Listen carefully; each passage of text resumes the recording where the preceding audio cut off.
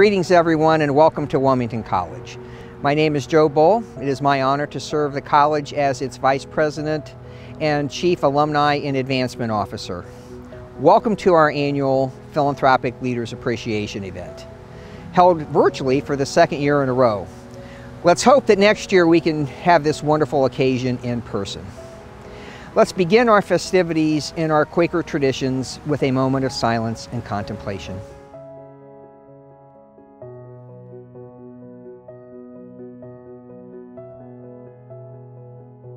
It's my pleasure to introduce the 19th President of Wilmington College, Dr. Trevor M. Bates. Thank you, Joe, for that introduction. I really appreciate it. I would like to extend a welcome to everyone present, virtually present, to the 2021 Virtual Philanthropic Leaders Appreciation event. First, I want to thank the Board of Trustees. Thank you for your service to the college. And I also want to thank the Marble Society committee members. Those members, chairperson is Brad Schwamberger. Other members include Christine Snyder, Lee Hieronymus, Justin Newman, Diane Reuter, and Annie LaPrise. Thank you all for your service as well. A few college updates that I'd like to share. One is about our new vision and plan moving forward. We call it RISE. Our strategic plan moving forward has 4 focal areas. One is communication and strategic enrollment management. We want to grow strategically in areas where we are strong and in areas where we believe we can become stronger. Second, we'll be focused on resource management, making sure that we use the resources that we have available to us to the best of our ability. Third, we'll be focused on student success and engagement. We want not only to bring the students here, but also to make sure that we have the resources in place to ensure that they are successful when they're at the college. And our focus is not simply on enrolling and recruiting students. It is enrolling and recruiting future alumni. And so we want every faculty and staff member to see our students as a future alum. And then finally, what we do and what we have done for 150 years is effectively educate students. And so we want to take advantage of opportunities to enhance our educational environment so that our students can succeed. And then a couple other really cool things that are happening this year. We are launching 3 new graduate programs. In the fall of 2021, we launched the Graduate Master of Science in Athletic Training. In the spring, we will launch the Master of Occupational Therapy program, as well as the Master of Organizational Leadership, which will be a hybrid program and virtually offered from our branch campus in Cincinnati. So we're excited about those 3 new graduate programs as a part of our academic offerings. If you've been around campus or if you've maybe followed us on social media or looked at some of our recent updates, you've noticed that there's some capital projects happening. The Michigan family was huge supporters and donors to help us get our new campus gateway finished. So if you haven't checked it out virtually or if you haven't been on campus, please drive by and take a look. Tell us what you think. There's also new signage up in front of the Hazard Arboretum that is quite beautiful to enjoy. And one of the things that has really spent a lot of time, or that we have spent a lot of time focused on, is our COVID recovery and response. COVID-19 continues to be a challenge for the college and the world, and we continue to push forward to ensure that we offer the safest environment that we possibly can for our students, faculty, staff, and members of the community. I also have some unfortunate news to share. The 2021 year has been full of highs and lows, and one of the challenges that we recently learned about was the passing of our 2019 Philanthropic Person of the Year, Sid Michigan. And he was an amazing alum who shared his time, treasures, and talents with the college for many years, serving as a member of the Board of Trustees and doing so much for the campus. Joe and myself were able to represent the college recently at his memorial service and extend our condolences on behalf of the college to his wife Sharon and the family. What tonight is about you and your commitment to giving and what the college has seen over its history and recently are significant historic gifts, estate gifts. Members of the Marble Society who have really generously decided to include Wilmington College in their life planning has really been a huge lift to the college. I can't say how significant your efforts and gifts have been to us. Wilmington College has been a special place for many of you, and some of you have children or grandchildren who are attending Wilmington College. And you know how special and how transformative this experience can be. And I just want to really emphasize how important your giving is. And we want to thank you so much for that. At this point, we want to talk a little bit about this year's Philanthropist of the Year, Bob and Sharon Touchton. So I had the pleasure this year of meeting Bob and Sharon at this year's homecoming and 150th celebration. We actually had a chance to share a meal and to get to know each other a little bit.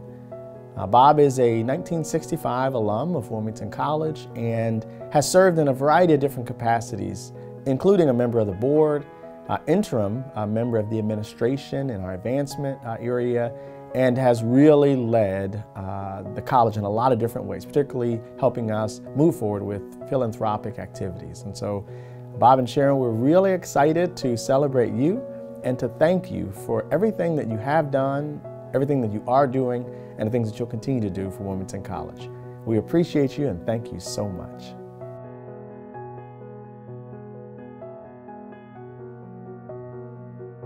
I went to a large high school, and so I decided I wanted to go to a small college. And nobody in my family had ever been to college. So I got a college book, paged through the pages, picked out 3 schools that I thought I might like to go to, but I wanted to go far away from home so that I could have the college experience. And I got accepted at all 3 on the same day. On the letter from Wilmington, there was a handwritten note at the bottom that said, "Looking forward to seeing you in the fall." I thought, sounds like a nice place, I think I'll go there. When the fall came, my father and I got in the car and we started driving, and this was before there were super highways or anything in those days.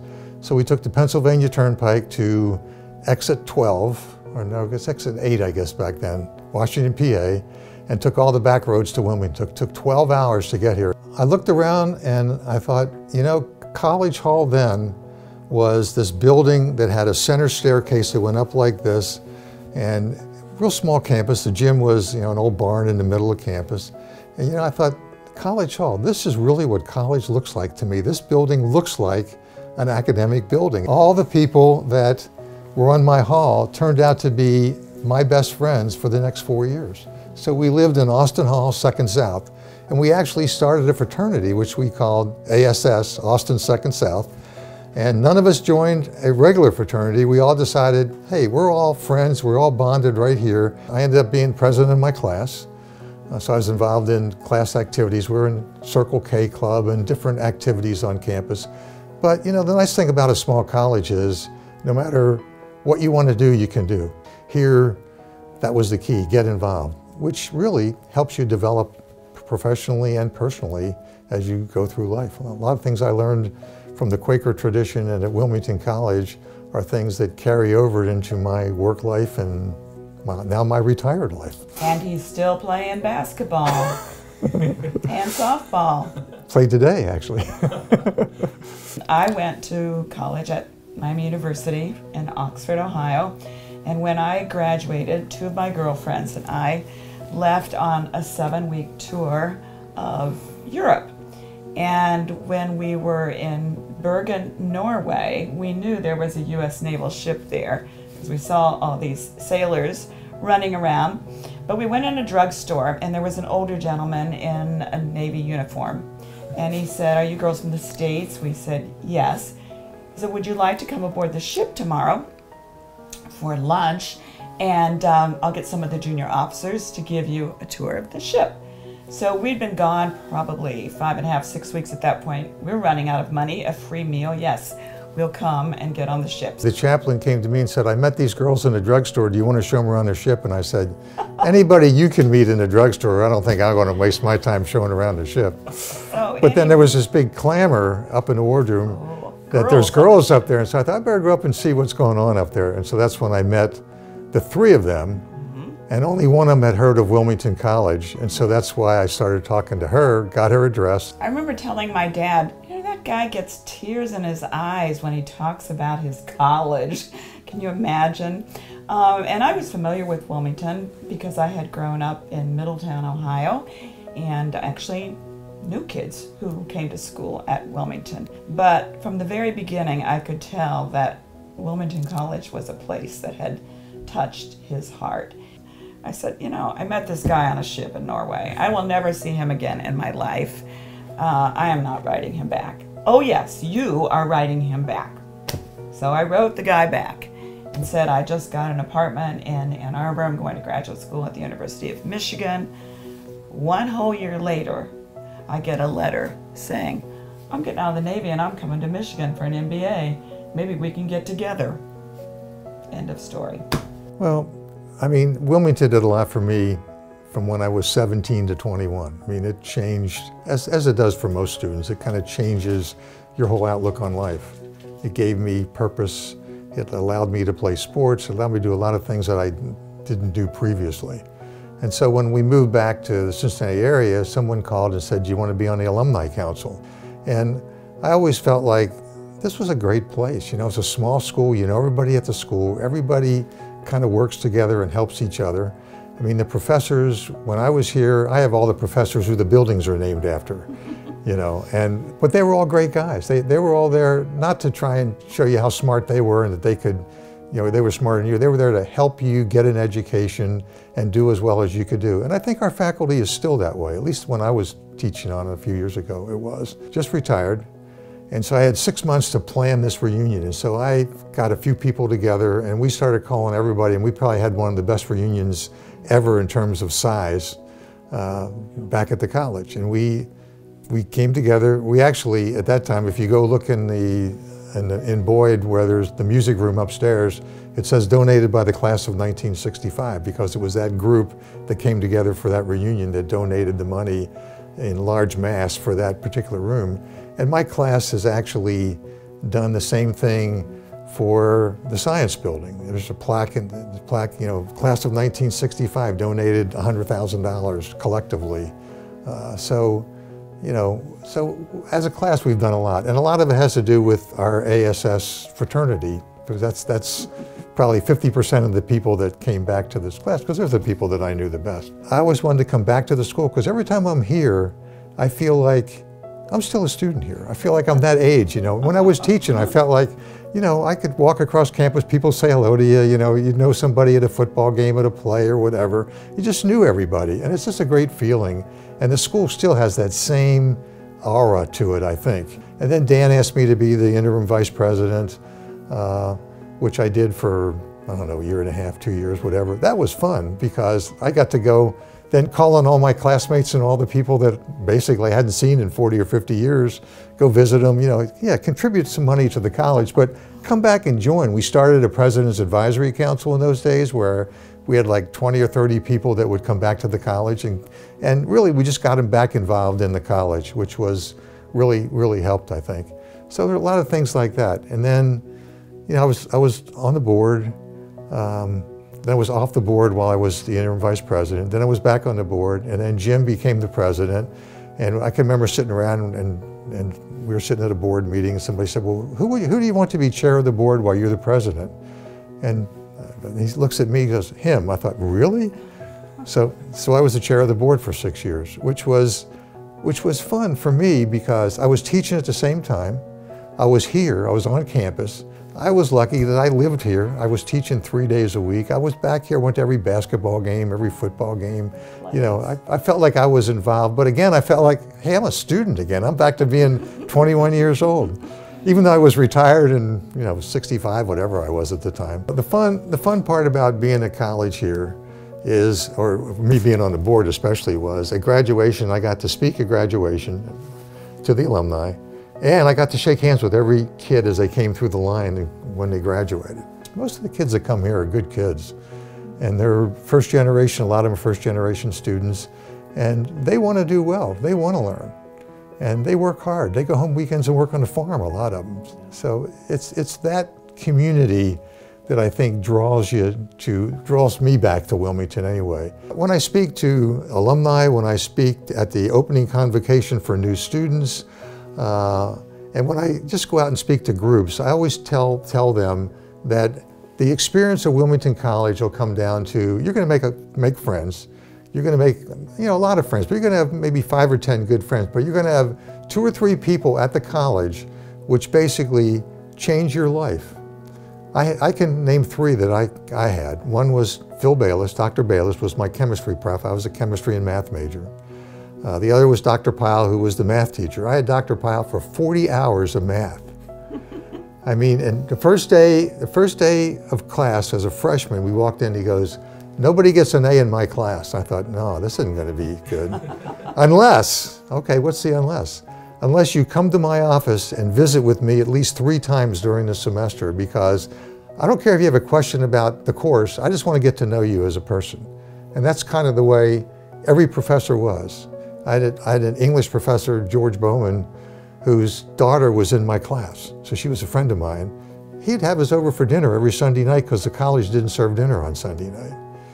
And then, of course, Fred Risk was the basketball coach, and I spent many hours with him. He yelled at me a lot because I never played in high school, and so there's a lot of terminology that, what I knew about basketball was get the ball and shoot it, and he taught me how to actually play the game. So, but those 3 people, and I think anybody, as you look back at your college experience, you can think of administrators, professors, friends, whatever, that really changed who you are and how you approach your life. And if you can, think about those people and think about supporting this college, because the one reason that I came back to the school was I wanted to give back something to a school that gave so much to me. And although I've given a fair amount of money, but not as much as a lot of people have, but I've given a lot of my time and a lot of my energy and activity to the college, and I think that's worth a lot. So anybody that's watching this that can contribute to the school in any way, be it time, talent, or treasure, please do, because believe me, the students that are here now are entitled to the same opportunities that we had when we were students here in the 1960s.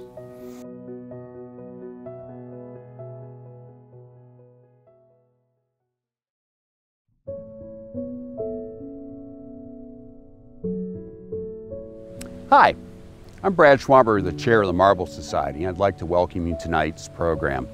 On behalf of the rest of the society members, we're sorry we could not meet in person this year again. We're hoping next year we get to meet old friends and new friends alike. The college has just finished 150 years, and it's hard not to think about the history of the college. And it especially tonight reminds me of a figure that was so pivotal in the development of Wilmington College. And his name was Sam Marble. Sam was a published book author, a scholar, an educator, and the 12th president of Wilmington College from 1947 to 1959. What's really unique about Sam is he had a different approach, rolling up his sleeves and working on things and getting things done. And he was the kind of guy we needed at the time. If you stop and think about history, 47, when Sam starts, the war is just beginning to start to look like it's won. The Second World War is finishing up. And as these soldiers, airmen, and sailors come home, many of them were looking for a better life, try to make a better world, try to make a better community where they lived. And they wanted a college education. There was new technology, new innovations that they had been exposed to. You had women, at the other hand, that some of them had served overseas, some had stayed stateside, and a lot of them had taken factory jobs. And they discovered that having a career was not a bad thing at all. They too, just like the men that came home from the war, were weary of this turmoil that existed. They wanted to create a better society, a better life for everyone around them, better communities. So Sam Marble was suddenly faced, like so many other higher educations at the time, with a choice: accept students or not accept students. Sam Marble's solution was quite easy. He rolled up his sleeves and he decided he was going to use student, faculty, staff, and friends of the college to build a dormitory so he could have more housing. He asked some other college, university, and presidents what they thought of the idea, and they all told him that students would never help with such a project, and he proved him wrong. Today, we still have Marble Dorm, which was the very dorm that Sam Marble did work in and lay block in. It's a testament to the man. But Sam Marble did more than this. Sam Marble also started the work-study program here at Wilmington College. And if you were a student like I was here, it's hard not to know someone, or maybe yourself, that was not involved in the work-study program at one time or another at the college. Sam also helped many of the buildings get started that we take for granted today on campus. Boyd Auditorium being another example. Sam was, I guess, a character. But Sam left a lasting legacy. And tonight, we honor that legacy that Sam Marble has left. We honor that passion, that commitment, and that drive that Sam Marble had during his time here at Wilmington College. But that's not the only reason we're here tonight. The other reason is you. And we're here tonight to honor all of you that have, either through wills, trusts, estates, or endowments, have contributed to Wilmington College. And you do not know how important this is to the college.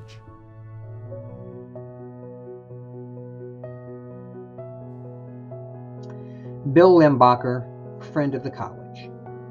Each period of time that Bill lived in Wilmington, the college became an anchor in his life. Nearly every summer in high school, Bill took a class at Wilmington College for credit, and if he wasn't in class, Bill would stop by campus to see friends at the library and the weekly Peace House dinners. The large number of international students on campus helped expand his understanding of the world. Bill had a few poems published in the campus literary magazine The Woodhouse, and he regularly attended theater productions. During the 1990s, being able to actively participate in student groups enriched Bill's life in the rural community. The current period is highlighted by his participation as a Cherokee language instructor in the Wilmington Institute for Lifelong Learning program. For all of these reasons, and for many more, Bill is thankful for Wilmington College, and this is why he has made a planned gift to support it. Kathie Palmer Harbaugh, class of 1970.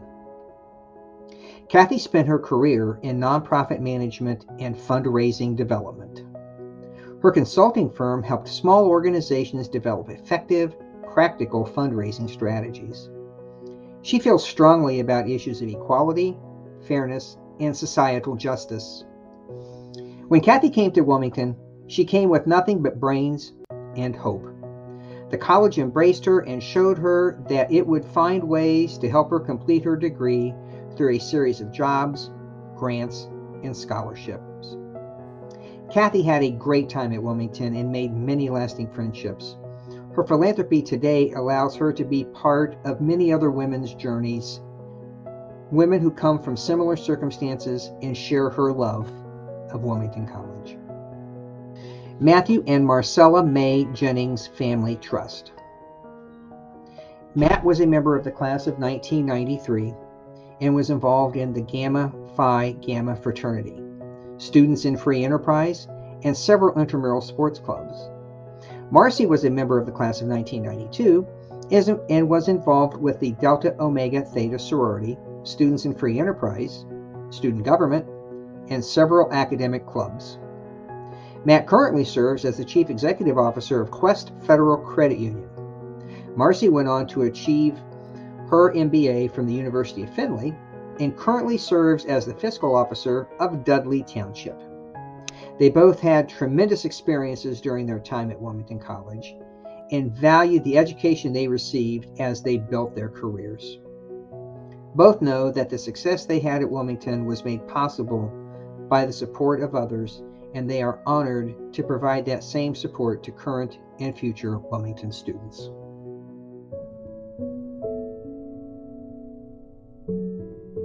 Hi everybody, my name is Lauryn White. I am a senior here at Wilmington College.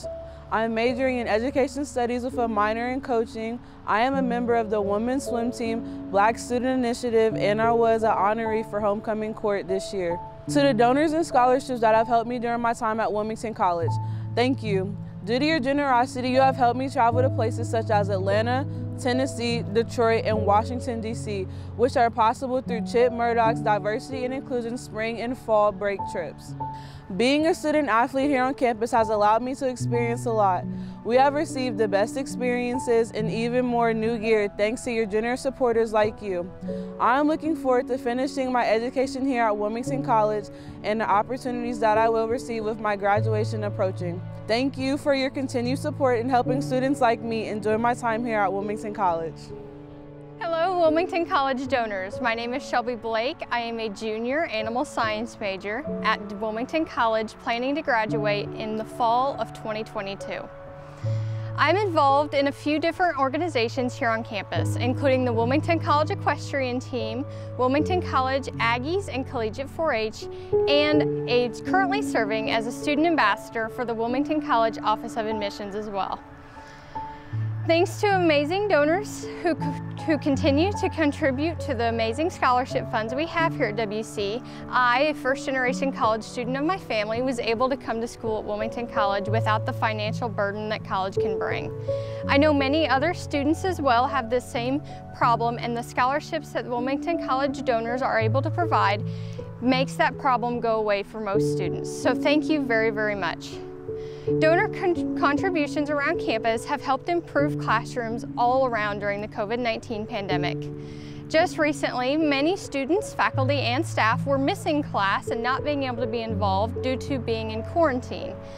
Thanks to your donor contributions, we were able to add Zoom all the way through every WC classroom, making it so no matter where you were in the world, in person here on campus, virtually, you were able to Zoom into classes to be able to still be in class and get your attendance, as well as be learning and collectively enjoying time with your faculty, staff, and other WC classmates.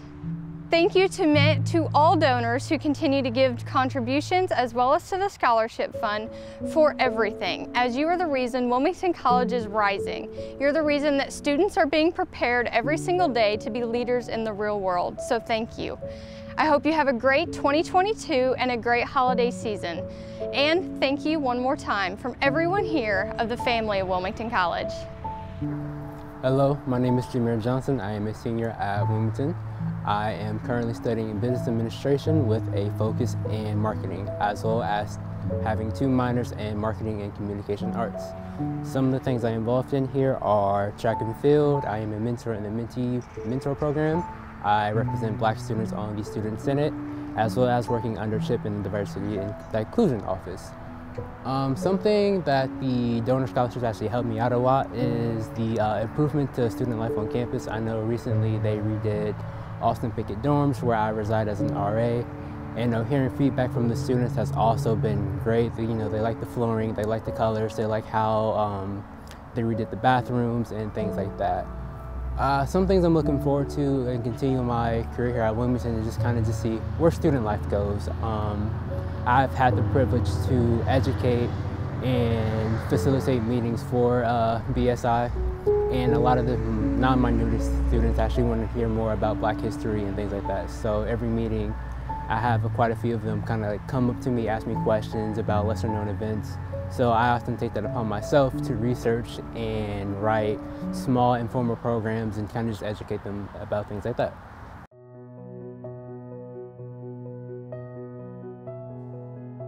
My grandfather talked about, when I was a young child, that money was a tool. And just as much as Sam Marble learned when he was building Marble Dormitory, how important tools were, the money that you pledge to the college serves as a tool to help us educate students today and tomorrow. I get a chance as curator of this marvelous arboretum to actually interact with students on a yearly basis. And it is the same dreams and hopes and aspirations that students have today that the students back in Sam Marble's time had. They want to make better communities. They want to learn. They want to be educated. They want to make better lives for themselves and their families. So that commitment stays, even yet today. As an alumnus of this institution, I have seen firsthand the power that money, that tool has toward education. And we cannot thank you enough for that promise, for that commitment, for allowing us to use that in a constructive way to improve students' lives today and tomorrow. On behalf of the Marble Society, to our new members, congratulations. We look forward to meeting you all in person next year. Good night.